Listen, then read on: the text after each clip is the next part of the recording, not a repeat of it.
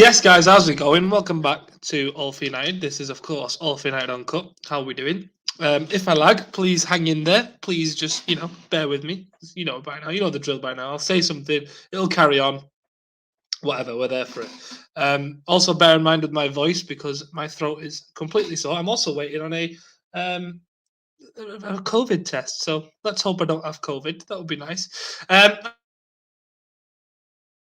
are you all doing? We've obviously celebrated a Manchester United win, 1-0 in Ralf Rangnick's first ever game as Manchester United manager, thanks to an absolutely wonder strike from Fred. It might just be the best goal I've ever witnessed in the flesh at Old Trafford. It might just be. Hit like for the Red Fred redemption. Yeah, you know it. You know it. Hang on. Let's bring up the image. Where is it? Bang. Red Fred redemption. We're here. We're here for it. Make sure to leave a like for Fred. Comment below what you thought on the game. We're going to discuss all of that in just a sec. But first...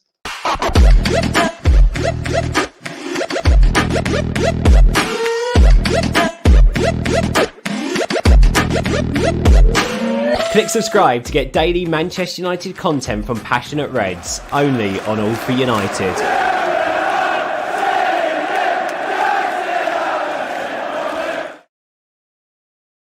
Yes, you absolute psychopaths. Welcome back. This is All for United Uncut. How are we doing?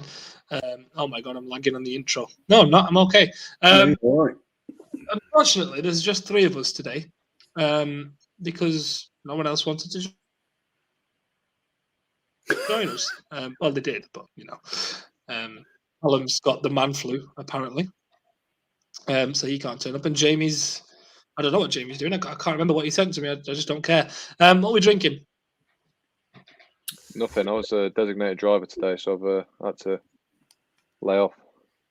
Doesn't mean you can't drink now. Back on the old beer again. Just I need some fluids. Just finished footy, so I need some fluids. So quite poor tonight, and I'm not just talking about the footy. I'm currently nursing a sore throat. Oh dear. With a hot tea in my Spider-Man mug coming out next week. Spider-Man No Way Home. You can move. Make sure you watch it. Perhaps you can move a bit. Again, I don't. Jane. Again, I don't work with Sony, so I don't know why I do that every time. We've got comments in. Vipple says, "Hello lads, great game tonight. Refreshing to see us control the game, both in and out of possession. Been a while since we've done that." Yeah, we're going to go into that very, very soon. But first, everyone who's watching, leave a like. Make sure you go retweet, share the link, get everyone to come and watch us three chat absolute shit for an hour, because we like doing that on this channel. Go on, Stuart, what were you about to say? Well, I was going to say, I think Vipple's right. It was great to see. Well, certainly the first half anyway. I think the second half, we kind of reverted to type a bit, really. But I think certainly in the first half today, Vipple was right. We controlled it brilliantly. I think, what do we have, 8 corners in the first half? 8, 9 corners, something along those lines. I think we played some good stuff. But as me and James... we're talking about on Timeline Talk with Henry that Rangnick's influence is going to be in the classroom rather than actually on the training pitch, and I think he came out and has pretty much said the same. So Ralph, I'll give you my bank account details, old friend. It's clearly you've been listening to me, and yes, payment in kind, please. I'm just about to send Abdel the link because he got upset that I didn't invite him. So here you go, Abdel. If you're watching, come and join us, mate. Yeah. Just to give my 2 cents on the game today, I thought the first half was absolutely perfect. I think that was our best performance so far. I think Ralph really put his philosophy in place. I mean, we were organised in possession. We were progressive in possession, and out of possession we pressed in the 4-2-4 that he likes to do, or the 4-2-2. There was a bit of structure to our pressing, and I thought we created a lot of chances. There was a stat that we caused, I think, we won possession 12 times in the opposition third, which is the highest since Alex Ferguson retired, something like that. Really impressive stats for our first game, and it was great. And the second half, it dropped a little bit. The tempo dropped, and that's going to happen. We're trying to become a pressing team. That's going to happen as the game goes on, and as the weeks go by, we'll get better at it. But certainly, it was a good performance. But I'll let you two talk because my lag is extremely bad today, so I do apologise for that. I'll go. I thought, like you said, it was nice to have a routine win. I think, obviously, the only downside I could possibly think of was we did create chances, but I don't think any of them were really good chances, if you know what I mean. We didn't really threaten as I would have liked to. I don't think we threatened as much as we have in certain games this season. But on the flip side, it's like you said, it's nice to not feel like you're constantly at risk of conceding. I think we limited the chances that they had really well. The amount of counter attacks they had as well. We negated that pretty well. Especially you got Wilfried Zaha leading the counter attack. He's probably one of the best players in the Premier League to do that with his ball carrying ability. And again, full credit to Dalot. We were questioning his defensive ability. I think he basically pocketed him today. Obviously, it helps that they had Benteke and Ayew as their other two attackers. I don't think there's many worse attackers in the Premier League than those pair. But yeah, just it was nice to feel like we weren't always going to lose the ball. There's a bit of control in possession as well as there's out of it. But the time that it took for us to win the ball back was really, really impressive. And the amount of errors we forced teams into, rather than the other way around, we always seem to be getting forced into errors. It was nice for it to be the other way around. Obviously, there's going to be a much, much bigger test than Crystal Palace. Take nothing away from them; they've done well this season. But it's like you said, it's far from perfect. But I can't think of much of a better foundation to build on. It kind of does beg the question, though, doesn't it? Because what you've seen today from the team is nothing unique. It's nothing relatively new, and it's a question of why didn't these players show that same determination under the previous management? And I find that quite. It grinds my gears. It really does, because they don't just suddenly become these intelligent players overnight. They've been the same players week in and week out, and for whatever reason, they just felt that doing that under the previous regime wasn't acceptable. But now all of a sudden, and you do see it though, don't you? You do see players under new management desperate to make an impression. I thought McTominay was lost a bit today again. I've got to be honest. Yeah, I agree. I've got to question the inclusion of Rashford as well. Just at this point in time, I think he needs taken out of the equation. Jesus, you know what? I've just got to come off because they've got those two fucking scumbag parents of that young Birmingham City fan on TV at the minute. I could fucking climb in the TV screen and rip both their heads off. It's horrible. Sorry to digress on that, but I just that'd be an interesting Uncut debate. Do we bring back the death penalty? Oh my god, I would for that. I wouldn't even bat an eyelid. I would, so yes, we control the game, but we've had the players. It's the same sets of players. You know, it's not new to them. This type of way of playing football, and you've got to question why they can all of a sudden do it. But look, if Rangnick can push his ideas across, and they can take them in like a sponge, then I think it bodes well for the future. But it'd be interesting to see how we come up. As James is absolutely right, Palace have done well so far, but how we come up against a better organised outfit in terms of creation. Just to add on to positives as well, it was nice. Vipples mentioned it in his comment. It was nice to see like a rigid formation for once, where you could look at us attacking and you could instantly spot who was playing where and where they were meant to be playing.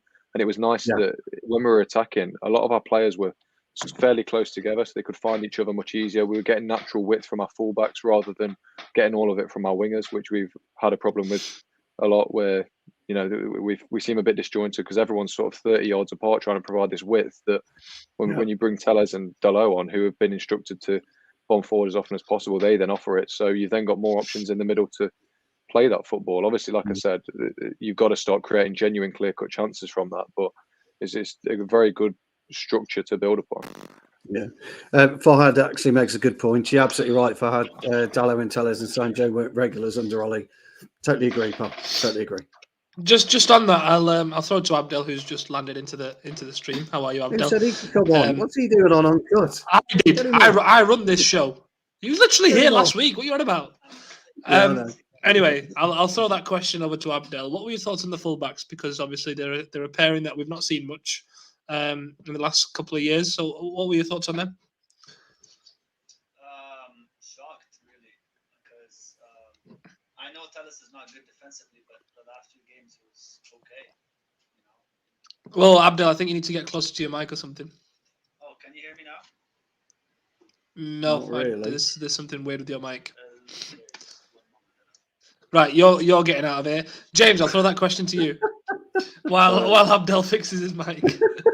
What was it about the fullbacks and The defenders? fullbacks, essentially. How did you? No, just generally, how did you feel about the performance? To be fair though, James, he wasn't asking you originally, was he? So you're a bit of, No, you threw me in second it. class citizen on this, really. To be fair, You should I be was paying. I was rewatching a pressing Attention. compilation for the 6th time today, but I thought defensively was an even more impressive than it was going forward. Obviously, it was as you'd expect from a top Premier League club from their fullbacks going forward, which they know they've both got it in them. Obviously, they could still improve. I thought it was refreshing to see a fullback on the right who's comfortable in possession and willing to sort of play it around, make runs. Play with intelligence, but I thought defensively they were really good as well. Obviously, didn't have to do as much as they probably usually would, but the fact that we were pressing so high meant they were usually effectively isolated with the wingers, which against Wilfred Zaha you might come unstuck, which is why Dalot deserves a lot of praise because he dealt with him well, and 9 times out of 10, obviously Zaha's going to get the better of you at some point. But I think even against the Arsenal game, we saw Telles. He'd win more battles with Martinelli than he'd lose, which is pretty difficult for a one-on-one defender. And I think to have that confidence that you can leave your fullbacks one-on-one while you go and press in other key areas is going to be another good thing going forward. To have that faith in them to really go and implement your game plan in the areas that really matter. I also think what you're seeing is a start of a run of games for them as well. Dalot, Telles are getting this run of games, aren't they? Now, which they've not had before. I can't remember the last time Telles started 2 or 3 games on the spin. Correct me if I'm wrong, but I just can't remember it. He tended to be in and out, didn't he, after one match, really. And the same for Dalot. So, look, I've had my reservations about Dalot. You know that. I don't think he can defend. I think he's very good going forward. But you're absolutely right. I thought today against Zaha, he was great. And Zaha is a very, very dangerous player. But it could have all changed, couldn't it, on a sixpence if Ayew had popped his chance away. It's one of those, isn't it, in football? That's what football's all about. He didn't. And so it is what it is, isn't it? To win a game of football, you score more goals than the opposition. And by virtue of a ballistic threat, enough said about that one. Well, I was about to say we've spent about 13 minutes without talking about Fred. So Abdel's back in. Talk about the best Brazilian midfielder in world football. Do you need to talk about him? He's the best midfielder of all. in the world. The best midfielder in the world. Fred in the 6. That's the new movement. No. Hang on, Stu. We're not about that life. Someone's deleted my hashtag for some reason. Was it Jones in the 6? But they've not, however, deleted my picture. Sorry, Abdel, it's my fault. I brought it up. Yeah. Welcome to All for United, the official club of the hashtag Phil Jones in the 6 movement. I did this to myself. Make sure to tweet us using the hashtag at Mr. Cartsham and at All for United with hashtag Phil Jones in the 6. Make sure to get that in there. And while we're here, we're also on the second propaganda, Red Fred Redemption. That's what we're on here. Who was the artist? Actually, I like this poster. This is my moment to brag because I made that. I was looking in United Reports replies, and someone had clearly nabbed it off Carthag's Twitter or wherever they got it from. Yeah? Put it under United Reports replies and bagged 500 likes off it. I was like, "What's going on here?" Well, that's yours. Copyright. No, it's all right. What do you mean? Well, hang on a minute. You're saying where's that? It's Twitter, me? man. I got it's Twitter. That happens. I remember I did some analysis on one of United's games, and some guy stole it as if it's his own. So it's okay. Talk about Fred. It's quite Tell me how good he isn't is. it? Shut up about James and his stupid graphics. You posted it, so you clearly like it. I like it. I thought it was good, James. I know, but I can't let him know that. Thanks, Stu. Well, I'm just saying. I thought you did a good job, pal. So congratulations, mate. Credit where credit's due. Of course he did. I'm starting to blush here. Can Abdul talk about Fred instead? Of course he did. I gave him the idea. Unlike those clowns. Do I Abdul, talk speak? about Fred. Oh, Abdel's dog's back. we had this on Thursday, didn't we? Right, Abdel, talk about Fred while before. Yes, talk about Fred. Frederick. Start lagging again. Oh, for fuck's sake. No, I'm not lagging. You're lagging. Can I talk now? Carry on. Just it's a car crash. Go on. Okay. It's a car crash. No, all right. Fred, like I said before, like there are things that Fred is very good at, and there are things that Fred is not very good at. And because Fred is erratic, it gives the perception that Fred is a very bad footballer, which he is not. He's just good at certain things that we weren't using him for, you know? And that's what we've seen in the last 2 to 3 games, basically. So I think the Arsenal game and the Chelsea game, a little bit, he was released more forward. So he started doing Fred things, you know, like pressing, like hassling people, like all that stuff. So he obviously looked better. Now Fred is best off the ball rather than on the ball, but he does have qualities on the ball as well. That's why, remember, under Oli for the last 2 seasons, every big performance came for Fred when United didn't really have much of the ball. You know, he was out of possession, hassling people, pressing people, So, yeah, like what he's doing right now isn't really a surprise and shouldn't be a surprise because we've seen it before under Oli. It's not something that just happened under Ralph right now or when Oli was sacked. But it's just because of what happened in the past month. People completely forgot about what happened before and what these players' qualities were before this. So, yeah, I'm not surprised about what Fred's doing right now. Too early to Captain Fred. Captain Fred on his fantasy team. That's a good comment, Danny. That's a good name. Go for it. Yeah. I'm in form. Pardon? What did you say? say? I didn't get a word of that. Oh, fuck's sake. I said, do we think, though, that it could be a start of an upturn in form for him? For me, if I'm speaking, I think, yeah, he's as long as he keeps doing this role, which he's good at, he'll give you an 8 out of 10 every game or a 7 out of 10, you know?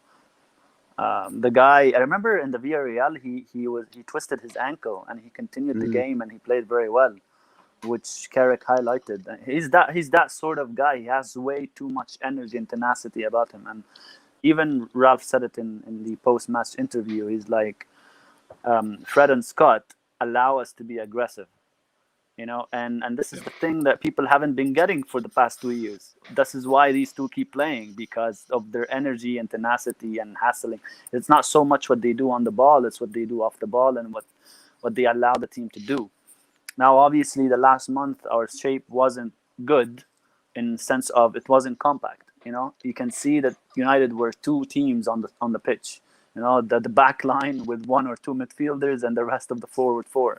So that made the job for any double pivot that comes into the team 10 times harder. So, and that's why their performance has dropped with the team. It isn't just like an individual thing. It was the collective. So I'm not surprised that Ralph didn't drop McFred, and we'll probably see McFred more often than you think under Ralph. Because they provide that type of platform, if you want to call it, you know. What have I just seen? To be honest, if we had to cast any member of our squad as an extra Spider-Man in the new film, it would be Fred. What? What? That's, I mean, James does not like that comment. I'll go on to the back line because I thought we needed to bring that up. We kept a clean sheet after all. So I thought Victor Lindelof played quite well, especially after I was worried about him coming up against Benteke, and I thought Maguire actually did all right. But I'd like to hear your opinions. I'll go to Stu first. Thoughts on the back line today in terms of the centre-backs? Yeah, well, look, I've never been a downer on Lindelof, as you well know. I've always thought he was a competent centre half. He's been weak in more than a few challenges. We've identified that in the past, but I think sometimes when he's actually on his game, he's not as good as most centre halves out there, but he's a good solid option. And Maguire seems to have turned his kind of corner slowly but surely, and he's finding a little bit of form again. And it looked like today, although De Gea was quite underused in the first half, De Gea was communicating a lot more. And I think it solidifies, well, it does solidify your back four when you've got a goalkeeper that communicates and is talking to you and instructing you. So I think today the whole back four played quite well. It's early days for Telles. It's early days for Dalot. Let's be clear about that. I don't necessarily see Wan-Bissaka getting any kind of reprieve in the short term at all. I think Dalot's probably got a chance of a run of games now. And it looked like Telles as well. And they look like they're playing that they've been told they're going to get a run of games for the next 3 to 4 games. So it's really up to them to cement their place in the side. So I thought they were well organised. Telles is starting to deliver what we all know. He's excellent with his feet in terms of crossing ability and passing accuracy. Dalot, as James said, actually, I thought was excellent defensively today, and I'm shocked I'm saying that myself because you all know my viewpoints on Wan-Bissaka. But when you've got a settled back four, which we've had a settled back four in terms of personnel, but we actually haven't had a settled back four in terms of playability, in terms of how they've played. Today, it looked like we got a settled back four. Now, it probably doesn't make much sense, and I probably not articulated it right, but it looked like there was 4 players who knew and could almost foresee each other's moves, each other's position today, and that we haven't had for such a long time. It was quite refreshing to see. Look, they made the odd mistake, but football's about mistakes anyway. I defy anyone who doesn't make a mistake in a game of football, because if you do, you've just not played. You haven't touched the ball or you haven't done anything. So, yeah, I was really impressed, Karthik, to be honest. And that's high praise from me. I think I hate to put a dampener on it, and I hate to put a dampener on their performance because obviously it was very good. I'm very impressed with what they did, but I think the game very much suited them. Don't worry. Yeah, it's all right. I think that the game itself suited them perfectly because United were that high up the pitch for long periods of the game that they didn't actually, obviously Abdul's told us numerous times on Tactical Review, Telles struggles with actually progressing the ball up the pitch, which he didn't need to do because the ball was already there. So he really got to excel in what he does best, in making the impact in the final third, because he doesn't have to get the ball up there. And Dalot, probably the same. I don't know how good he is at actually transitioning the ball forward, but in that final third he's effectively a winger playing right back. We've said that since he signed. So obviously it was a fantastic performance, and I think probably we're seeing that certainly Dalot is the right back to play when we're playing against supposedly inferior teams that Rangnick's going to set up to control. I don't know about when we play teams that are going to want to attack back at us and that we're going to have to sit off a little bit. That'll be a completely different thing. But I think with games like this, we're seeing that they finally can be real assets to this team, which I was worried for a large portion of last season that they weren't going to be. So we have questioned the over the ball or over the top ball and space in between. You are right. We have, I think me and Abdel and yourself, we had quite a detailed conversation about that a few weeks ago. We have questioned that.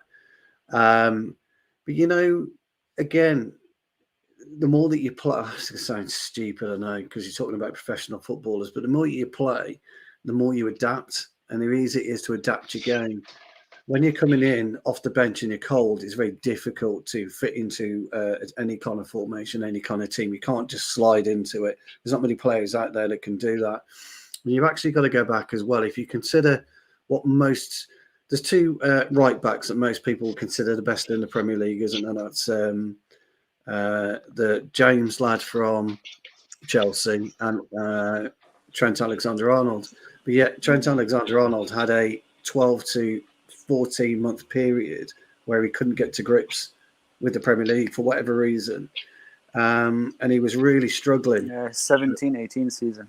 Yeah. That's it. Yeah, was taken out of the England squad. Now look where he is again today. He's played his way back into form. So I take your point, James. I totally agree with you. I think you're 100% right. But I think they've got I think they'll have a chance now to kind of show their worth to the team rather than just come straight back out. So, but I don't disagree with anything you said, mate, at all. Go on, Abdel. You said you were gonna put a dampener on things. Go for it. Well, like James did touch upon it anyway, but like Palace didn't press us high, and because we were aggressive high up anyway. But that also omitted the part where can you see if United are good on the ball in their own third, and can they progress the ball well? And given the full profile of fullbacks that we were using, it doesn't really test them that way. So, for example, Telles is a very different profile than Shaw, right? Telles is a that piece specialist, like he's a set piece specialist, whatever, corners, blah blah blah. And you can see it clearly in the game. Every time he got the ball, and he wasn't even at the cutback line, or he wasn't even on the channel, he was still deep, and he would cross it trying to find Ronaldo, right? Instead of doing an underlap on an overlap. Whenever Sancho came to his side, he would do an underlap. And the 2 or 3 times in the game where he did an underlap to Sancho, he got in, and we created a very dangerous chance from it. We didn't score from any of them, but we created many dangerous situations. Now, I said before that Telles' profile is not useless, but it's just not perfect for us because we didn't have people who can head these opportunities that he creates with his, with his crosses, with his corners, whatever. But now, since we have Cavani and Ronaldo, he has a use against teams that just sit off and don't try to press you. But his test will be against teams that will test him when he tries to progress the ball, will test him when he's pressured in his own half. And unfortunately, in the times where he was tested there, he failed every time. So wait a little bit on Telles, his verdict yet. But with Dalot is actually genuinely comfortable on the ball, because he used to be a winger, so there is a vast difference between him and Aaron Wan-Bissaka when it comes to what you see from them on the ball. Like the crosses Dalot put in today, the way he saw certain passes and cut through 2 lines and even dribbled past people, you'll never see that from Aaron Wan-Bissaka. Aaron Wan-Bissaka dribbles as well, but dribbles to locations where it's just easy to let him do whatever he wants because he's not dangerous. So that's the major differences. Like Dalot, I get the hype. He improved defensively. Telles, I'll just wait a little bit. He wasn't really tested that much this game, and he just kept delivering balls over crosses. He reached Ronaldo a couple of times, to be fair to him, but it just wasn't very useful. Backline, I think the major difference between before and the past month and a half and now was just how high up he kept pushing them, Ralph. I've seen on the touchline, every time he'll be push up, even sometimes to a dangerous point, because if they miss a challenge, you're fucked. They're running at halfway line. It's not even offside because Lindelof and Maguire crossed to the other half, So he pushed them so high that United were so compact that it didn't even need a lot of pressing gimmicks or distances, so that they, be very, I don't know how to explain it exactly.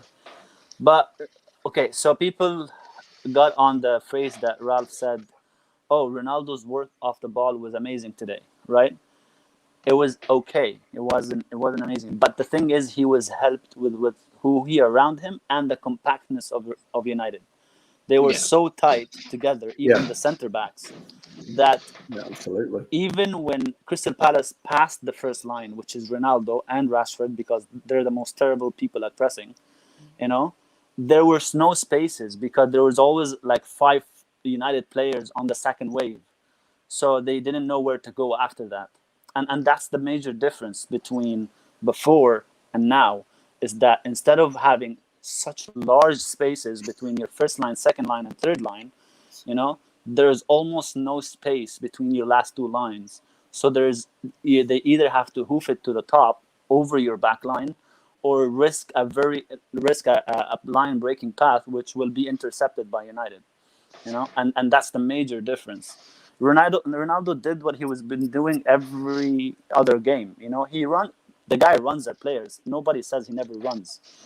He tries to press a center back, blah blah blah. The idea is, how is the movement around him happening, and is he doing it smartly? And because if you're actually pressing a team, let's say like City, you'll have to be very strategic about what you're doing. And if you have to press in certain ways, you have to curve your runs, you have to make sure who's behind you when you're running, because they're moving too. Crystal Palace are not elite at building up. So the downer that I'm putting is wait a little bit, don't blow it out of proportion, and just wait to see what happens next. It was good. They were compact. They had a game plan and they stuck to it, which was good to see. But just wait a little bit. Well, just building on that, then I'll go to James or Stu, whoever.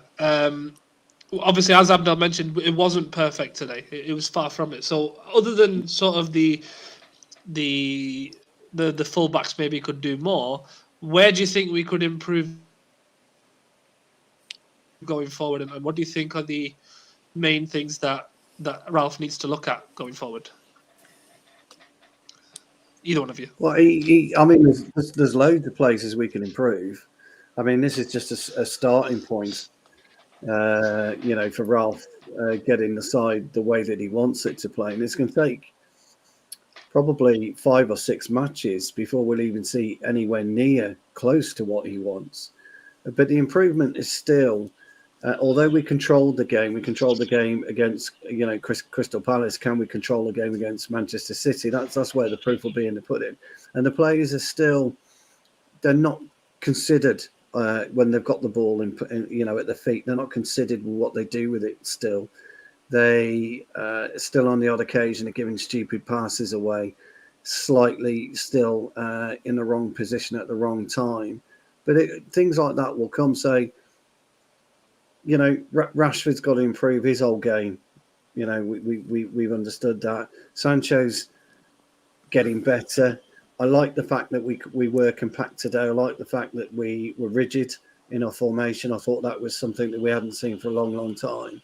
But there's still areas of in-game management that, Ralph and his coaching team or whoever's going to be there will want to get hold of and will want to improve. But that will take a lot of time to do it. I suppose if we were going and playing City tomorrow, or Liverpool, or not Chelsea, because we just played Chelsea, but if we were playing City tomorrow, I think it would be a difficult game for us still. I don't think we're still in that mindset, that right rhythm yet to be able to beat somebody like City. But I think we've got a chance over the next 3 or 4 weeks. We've got a favourable amount of games, I think, now where we can adapt and adopt this system, and the players can use it, apply it under Ralph better than what they applied themselves under Ollie. So in terms of areas that you can improve, and I'll tell you something, by the way, there isn't a football team on the planet that can't improve. There's not one football team on the planet. There's not one footballer on the planet that can't improve. They've just got to listen, take on board what he wants, look at the areas of the pitch where they should be, look at the types of passing, look at their control, look at their own game as a whole, and see where it takes them. So yeah, there's a load of areas that we've got to improve in it. I think if we're talking about areas to improve, sort of in the build up, I think I'll go back to the point I made earlier about really creating clear cut chances from these dangerous areas that we're getting into. So I think the thing we fell down on today, obviously we couldn't help it because he wasn't available, and trust me, I do not say this lightly at all, but I think we missed Anthony Martial today in terms of you play Sancho and Fernandes in behind 2 strikers. They're 2 players who are very good at intricate build up, linking up with players in tight spaces, and then you're trying to link them together with 2 forwards in Rashford and Ronaldo who are very explosive, like to get in behind. They're not all that keen on, building up in tight spaces around the box. So I think if you have a Martial that offers a link between Sancho, Fernandes and Ronaldo, I think we could play that ball around the box more, wait for openings, play in the gaps, as you see City do so well. I think we were missing one more of those type players, because you didn't have that from deep either in Fred or McTominay. Obviously, I think they did very well in sustaining moves, but they were never going to play a defence splitting ball or anything like that. So I think maybe, obviously, we couldn't help it today because he was feeling unwell or whatever Rangnick said. Just try out, just maybe swap Rashford for Martial, or swap Martial for Ronaldo, one of the two, and just see how that goes. Really work on, building moves with intricate play around the box, rather than relying on balls into the box or fast breakaways or something like that. I completely agree with James here. And actually, if you really think about it logically, we always say Rashford is a big game player, right? Why do you think he is? Why do you think that? Like, why do you think Rashford always scores against the big teams? Because they allow him a lot of space. They give him a lot of space, and that's what Rashford needs. Rashford is very ineffective against low blocks. And there are moments he scores. It's Rashford. He's good technically still, but he's not very effective against linking up play against low blocks. And you can see the contrast between him and Sancho. So when you have Sancho and you have Rashford both on the field, and you see how both deal with low blocks, it's night and day. One runs into traffic all the time, and the other find passes that you wouldn't even see. It's like, wow, how did he reach this guy from between three defenders? And that's the ultimate difference between Rashford and Sancho. I'm not saying Sancho is slow and can't run him behind the line, but it's not what he does. That's what Rashford does. And that's why Rashford is the big game player, because he has much more spaces in big games to run behind the line, to find a space from a cross or whatever on a transition. And Anthony Martial is just like Sancho as well, but add to it the finishing, which has gone the last season, but I'm pretty sure he'll gain it back. And I've said it myself. I remember I posted it. I didn't even mean anything by it, because people who love Ronaldo attacked me for it. I said I miss Anthony Martial. And I was like, and I had everyone attacking me because it's like, why do you miss a striker who hasn't scored? Like, he only scored 2 goals in that entire season. I'm like, but that's not the point. The guy really glued the attack together, and that's what you need. You have to look at the bigger picture. So I completely agree with James there. We needed a more of a glue. Like in this game today, even in this game today, if you focus on Rashford and Ronaldo, right, especially receiving in between the lines, you'll see that attacks die with them when they receive the ball to their feet in between the lines. Like, Ronaldo is the ultimate poacher. No one can disagree with that. No one can argue against that. But that's not the point that we're arguing. The point where we're arguing, what does he do with the ball in between the lines? Same thing with Rashford. What does he do with the ball in between the lines? Can he connect the play well with everybody else? Sometimes he does it, sometimes he does not. But coming off the left especially, Rashford's thinking is always, I want to shoot. Like, he can even see it clearly in his body language whenever he wants to shoot or not. So adding someone with a poacher, with a Ronaldo, for example, that can link up, like Coley and York back in 99, like in those old seasons. I remember Andy Cole with the poacher, and York was the guy who linked up the play between the midfield and Cole. And we need that guy. You can't have the same type as the 2 strikers up top. Difference was, Abdel, with them two, though. They could both hold the play. Both of them could hold the ball. Oh, yeah, for sure.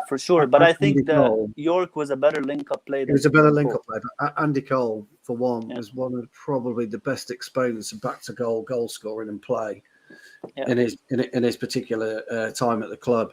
We don't have that. Rashford will never be able to hold the ball and then turn. I've seen it in this game. Attacks died in their feet, both of them. Like Rashford like Sancho would give him a ball, or Bruno would give him a ball between the lines. Just quickly, while we're on the topic of Rashford, I just want to address a comment here by 40 in times. He comes in and says he doesn't turn up in big games. Europa League final was a big game. Cup final against Chelsea. I think he's slightly missing the point. He's missing the Well, point. He is. All we're He talking wasn't about saying is he scores in the occasions. He was saying he works better in fixtures where teams play a certain The way. That's games what he was trying against to big get at. teams that allow him a lot of spaces. Exactly. Yes. So Europa Yes. final, we were played a small team, and they didn't allow us space. They Exactly. sat behind, Yeah. and that's ultimately why we got beat, because they denied us all the space. And this is the situation exactly where Rashford doesn't function very well. yeah. I just wanted to address that. Go on, carry on. But this is the thing where I worry about Martial. I know a lot of fans think Martial's good at hold-up play. I don't think he is at all, actually. He can take the ball to feet, he can turn, and he can run with it. He can, but that's not hold-up play. Ronaldo's never going to hold the ball up, as you quite rightly said, you guys. That's never going to be the case. I understand why you think we need Martial, because he can do that. And I think he'd be a better fit, actually, on the one side and Sancho on the other. But we're still missing that key element that Cavani gives us when Cavani's playing, is that brutal, old school number 9 hold up. And we just don't have that at the minute. And I don't know whether that's something Ralph likes, whether he'll do it. If you remember, a lot of his teams used to operate around Timo Werner. Timo Werner's just rapid across the ground, over 10 yards. He's not brilliant at holding the play up. So I just think it's something we need to consider if we do want somebody who can hold the play a bit more. And maybe, as you quite rightly said, lads, you take Ronaldo out of the equation for it, to accommodate a hold up. But I don't know. It's just something to consider. But I think you're right. No, I think we've talked about it against too before. Yeah. Like what is hold up play in your opinion? Like, it differs from people to people, but I see what Martial does still hold up, because he doesn't lose the ball. He keeps it there until the other team is until he's. What I like about I'm not just talking about an old-fashioned striker. It doesn't have to be arching your back and holding up, standing off two center backs or something. So when I was playing at centre half, you played football? No. Okay. When I know somebody who was playing at centre half, he would look for 3 types of hold-up play. He would look for the what you call the arm grabber. So he's taking it into the ball. He's not arching your back, but he's putting his arm around you and he's moving you out of the way. That is a Romelu Lukaku type player. He's looking at a play. We'll take it on the turn, which is what you're talking about, Martial. So he's got his shoulder into you, okay, and you're either got 2 choices. You either turn with him and try and get a low block on his waist, or Martial uses the direction of the ball and his turn of his body more than exactly right. Actually holding a person. And they're the most difficult to play against. That's the most difficult type of hold-up play to play against, because he's constantly on the move. And then you've got somebody like Troy Deeney, just wants to fight you all the time. He'll hold the ball up, he's elbowing you, he's arching, he's dragging, he's headbutting you and things of that nature. So these are the most difficult types of players. So I understand the variety of hold-up play.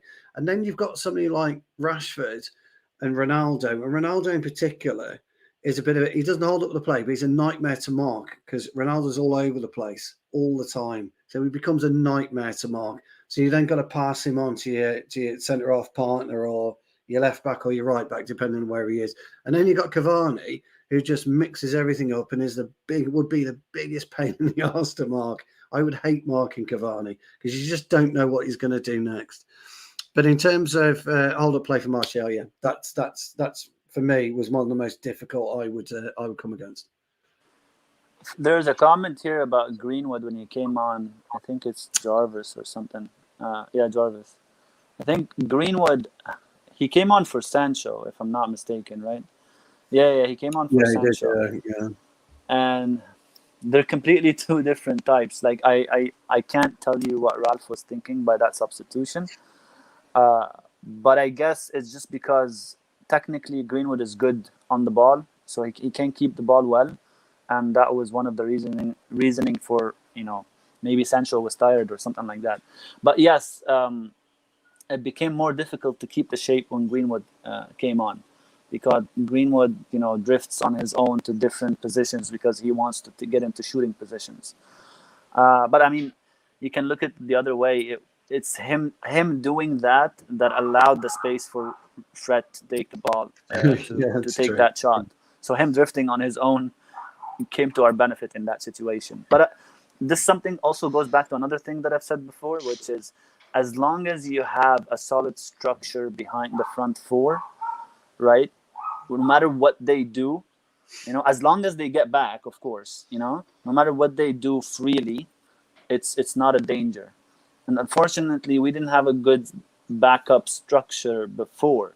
So like, I remember I said it a couple of times. It's like when we had Ollie as a manager, I was like, okay, sure, let them be free, do whatever they want, the front four, but at least have a solid structure behind those four. So when they lose the ball, and that's what helped not expose us. I guess that's the way to say it. Not expose us when Greenwood came on, but the shape did become a little change, loose. Did it become a little loose when Greenwood came on? Yes. Just before I go to James, Fahad, please tell me what a VO is. I don't know what that is. So please explain. It's short for violation, Karthik. I mean, you violated Stu with your little. Oh, ticket at the vile! Nobody says that. What? I'm sorry. What Nobody ticket? knows what What did I that miss? is. I didn't even see any ticket. You missed it, right? Okay, Yeah, you need to what go back ticket and was watch it? the show. James, there's been a lot of talk in the comments about Edinson Cavani. How good is he going to be when he comes into this team? I mean, he's still my favourite player at United. Ronaldo scoring some incredible goals, but Cavani's always going to have that crown for as long as he's at the club. It remains to be seen. Obviously, he did very, very well with Ronaldo up front against Spurs, but I feel like that it's very hard to judge yourself against the Nuno Espirito Santo Spurs because every strike partnership looked good. You just worry they'd probably be good against a team like Crystal Palace, but you worry how expansive they're going to be when you need to counter on teams and when you need to progress the ball up top. Obviously, they'd be great. They'd be great up front for Liverpool with the amount of crosses that they get in because they're going to cause havoc in the box. They'd be great with Tellez and Dalot either wing, but the experience and the abilities there. Don't get me wrong; it's how well you can interject them. Obviously, again, Cavani will offer you that pressing as well, intelligent pressing more than anything. That we love him so much for, which is going to be great for Rangnick. But I do just worry how they're going to work together because they both like being the main man up front, don't they? Whereas I think Rashford today was quite happy with playing second fiddle to Ronaldo and centering his game around getting the ball to him because Ronaldo had most of our chances, whereas Rashford didn't really. But I think Cavani likes in the final third at least he likes linking the play up, but I think he likes being the one to finish the moves as well.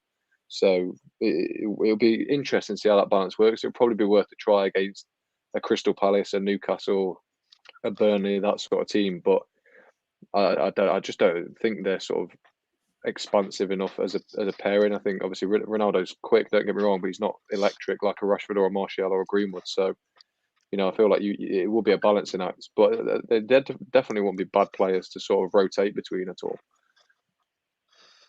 Fair enough. Abdel's disappeared, so I don't know what's happened to him. Well, we're at the 45-minute mark, so we're not talking about that anymore. Also, good news, I don't have COVID. So... Oh, that's a bonus then. What was this Great ticket you news. put up? Anyway, what was this Always ticket you put helpful. up? Always helpful. Oh, it was this. Oh, John. Thanks. Yeah, that's all right. When you were I can live chatting with shit that. about defending. So what Speaking do of you guys defending, think about Donny? Abdel, we're not talking about football anymore. No, that's done Really? now. That's it. It's Okay, over. Yeah. Then I'm out. Yeah, rude. That's rude of you. Also, Donny will get more opportunities. You'll probably play. The moment he against your said boys on Wednesday. Donny gets minutes, he got cut off. That's it. not how- Donny did have minutes. Exactly. Ole Gunnar Yeah. Solskjaer is hacking into my Wi-Fi. Yes. James, did you play football You today? think Ollie told Ralph don't give Donny minutes on the phone? The 2 hours. It's like, So- don't play Donny. Just spent 2 hours telling him, right, you know that Donny fella? Don't Yeah, play. Donny who? So, James, how come you didn't play then? Game got cancelled. Whether that was us or the other team is to be disclosed. But yeah, we didn't have enough players, so the game got called off, which is probably it's a nice little break from the mental torment of getting battered every single week. I feel like Norwich. Wait, I bet you feel like Stu, you were Cardiff, don't telling you? us a story off air, weren't you? Oh, shut up. I was telling you that I do Dads v Dads on a Monday, as you well know. But tonight we had an anything goes type thing where you just turn up and you get given your teammates. Oh, for fuck's sake! Honestly, I've never played with a bunch of idiots in my entire life. I think James and his team would have fitted in better than most of these idiots that I played with tonight. So yes, I came home angry. You know, we won the game, but you should come home happy. You know that you won the game, but I just came home wondering what on earth I'd done to deserve that. So I just wasn't happy. Yeah, rubbish, absolute rubbish. There you go. There's no pleasing you, Stu. No, do you know what? No. There isn't. I am a terrible winner. I really am. And you know, and things of that nature, and I don't mind. And we did win relatively comfortably, but I wouldn't call it winning, but okay. no. But what is it? And just tell me, what is it? Though, if somebody I'm gets just joking. no, it's all right. But what is it about Love when Stu, somebody love gets Stu. the football Love and respect. and can't do, you know, can't do a simple 3 or 4 yard pass? It's got to attempt to beat 4 players. What's all that about? Oh my god. Oh, It's no, like lose the I ball. was talking to someone today, and they were like, Yeah, I am. they were military. talking about how players. Not well. I was talking about the perception of players, because you have players like Fred, Maguire, Aaron Wan-Bissaka. You know, they're not really pleasing on the eye when you see them play. Especially someone like Maguire, the way he moves with the ball, he looks kind of funny, but that doesn't mean he's bad on the ball, right? So it's all about perception and how people view your game, basically, because everyone wants the silky stuff, you know, the nutmegs, the dribbles, Yes, the Stu. roulettes. Stop and all that judging stuff. people. Do you know, somebody makes an attempt to put a nutmeg on me, they'll do it once, they won't do it twice.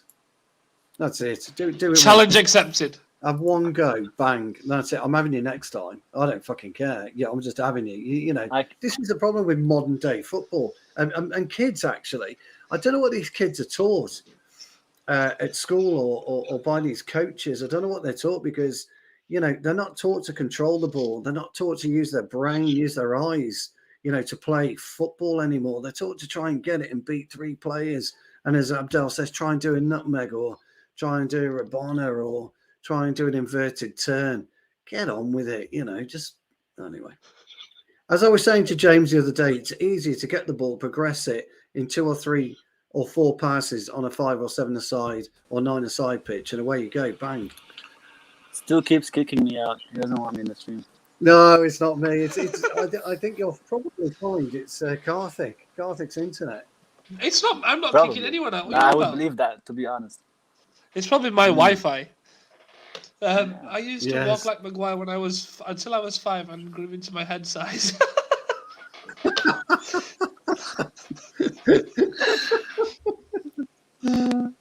Hey, at that age, Ahmed was analysing football. He had years of experience at that age. Well, no, he'd got 3 years on him, hadn't he, or something? Ahmed, bless him. Yeah. I don't think you're on level. He was at Abdul's level now when he was. You went on that stream, were you, Abdul? Yeah, I was. He was No, doing threads at the age of 2. He remembered it, yeah. I forgot about that. Crikey. Oh my god. I remember that now. I remember. It's so funny. That was funny, that was. After we'd ribbed James about getting beat 6-0, I think. Oh no, you drew that game. You scored as well. I did, yeah. I've never felt such a sense of pride from anyone directed towards me. It was a great day. I hold it dear. You're lowering the quite proud standards, of you. James. You shouldn't be happy with the draw. Abdul, if you saw our team, you would be happy with it. Cool. It was emotional. I want to see Abdel do Tell a us about tactical your team, analysis then. Come of on. James's team. I would love to see Abdel do a tactical analysis. I would love to do that. I would love to see it. That would be brilliant. Do you get your games recorded, James? Yeah, but then only the highlights are such a posted. But so I like each can't goal send them is over the clipped off. internet. Do you get any highlights send then them. of your games? Okay, go on. Where do I find them? Where can we Could find them? access them. I've never looked at them because it's embarrassing, but I think I'll find out next week. Actually, I don't have a game. I'll find out when I can, and I'll let you know. No. Do you Are play they at goal, uploaded or is it anywhere? a goal centre or power league? Neither. It's some weird, like shady place in Derby, which probably it shouldn't still be standing. It looks very old. I think that contributes to it as well. Probably the asbestos in the air makes your lungs a bit thicker. Ah, here we go. I tell you, shocking excuses that is. Was the ball not round as well? It was 2 round. I'll go with ball. the 2010 excuse. It was 2. It Oh, was 2 the round. Jubilee, Can't the focus on it. Jubilee, whatever it's called, the Adidas Jubilee. Well, South Africa. Yeah. It's too round. It swerves too Well, no, much. they said that, didn't they? It was they made it too spherical. It was too Yeah, round, yeah, didn't I it? remember. And it just the goalkeepers hated it because it went everywhere, didn't it? Funnily enough, I loved that ball. 2010 one. Yeah. Of course you did, you big nerd. I Jubilee. Of course. The The best curves. ever. The best football ever is the tango. The end. There's just no debate. Nobody can debate me on that. It's the Adidas Tango, the greatest football ever. Are we just ignoring the fact that Abdel just looked into the camera and went, the curves? Well, I did see that. I didn't look into the camera. I said the curves, but I was looking somewhere else. Yes, you did. The curves of that particular ball were lovely. But no, I forgot about. Oh, it's not the Jubilee. It was the Jubilani, wasn't it, or something? I can't remember. I remember. I can't remember the name of Whatever. it, but yeah. Well, perhaps you need one of those then, James. Perhaps you'll do better with one of them. I just need a pair of functioning legs. That'll probably get us moving in the right direction. Why does Abdel keep leaving? I don't know. I don't, because you've just called him out For liking curves, there's the curves of the football. nothing wrong with that. We don't body share on All for United. We don't body shame at all. It's bad. You shouldn't body shame. It's not good enough. Exactly. I'll tell you why you're losing. We don't do that. James, you haven't pulled out the Copas. If you pull out the old Copa Mundials, you'd be no problem. Maybe. I think it would still just be a one-man team, though. And as you found out today, you can't play with a one-man team. Well, no, you can't. You absolutely can't. And but I'd be, if you pulled out the Copas, I think you'd magically gives you an extra 50%, doesn't it, in your feet? Rather than those I'm playing with I'm playing with Sondico Astro trainers, and like the vibes are immaculate, but the football's not too great. No tactics, just vibes. But they're about $12.99 from Sportster. Possibly. I think I went on Black Friday. They're probably like 45p. Sondico. Don't judge him, Stu. He's a student. Hey, no, that's fine. I had to get some indoor trainers actually, because we do indoor now on a Wednesday, which is brilliant. I love indoor football. So I bought some of the old Mundial's indoor trainers. Made their debut last week. Not bad. It's a bit heavy though, actually, because the boots are quite nice, balanced, but the trainers, the indoor trainers, are a bit heavy, really. I'm not quite sure why. Right, I'm going to wrap the show up because I feel like pure shit and I need my bed. Yes, So, yes. thank you for joining us on All for United Uncut. It has been a very quick episode today, unfortunately, because my internet's been shit and I don't feel very well. So, thanks for joining us and thanks for withstanding my lag. Hope you all enjoyed the game today. United won, Palace 0 with a Fred absolute wonder strike. Red Fred redemption. If I can say my words properly. The Premier League title chase is still on. We're 9 points off the top. Yeah, we don't mention that point obviously when Connor's not on. Yeah, we don't mention that. 9 points off the top. We are. We're 11, but we'll let that slide. What is it? Is it 5 points off fourth or 4? We're not looking at fourth. We're looking at the top. Okay. Oh, it's Do you know why? What? No, here he is. Is he here? Is he? Well, he bottled Uncut tonight, so we'll get him on next week. Oh, brilliant! That's brilliant. Yes, we're winning the treble. We're winning the treble. It's on. And on that note, thank you for joining us. We are going to win the Premier League, the Champions League, and the FA Cup. See you soon.